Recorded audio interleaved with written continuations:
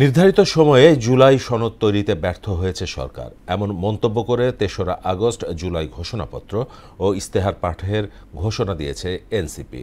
সকালে জুলাই অভ্যুত্থানের বর্ষপূর্তি ঘিরে কর্মসূচি ঘোষণা নিয়ে আয়োজিত ব্রিফিংয়ে একথা বলেন দলটির আহ্বায়ক নাহিদ ইসলাম। জানান, জুলাই মাস জুড়ে ৬৪ জেলায় হবে পদযাত্রা। ১৬ জুলাই বৈষম্য বিরোধী শহীদ ও ৫ আগস্ট ছাত্র জনতার মুক্তি দিবস উদযাপন করা হবে। আরও জানাচ্ছেন এমআর আসাদ। জুলাই গণ অভ্যুত্থানের ১ বছর পূর্তিকে কেন্দ্র করে কর্মসূচি ঘোষণা করতে বাংলা মোটরের প্রধান কার্যালয়ে সংবাদ সম্মেলন করে জাতীয় নাগরিক পার্টি। দলের আহ্বায়ক নাহিদ ইসলাম জানান, জুলাই মাস জুড়ে ৬৪ জেলায় পদযাত্রা করবে এনসিপি।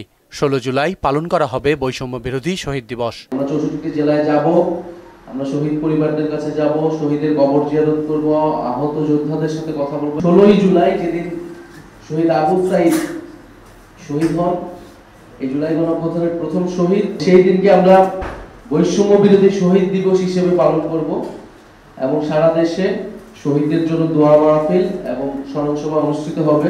জুলাই হত্যাকাণ্ডের বিচারের রোডম্যাপ ও নির্বাচনের পরও বিচার প্রক্রিয়া চালু রাখার নিশ্চয়তা দাবি করেন তিনি।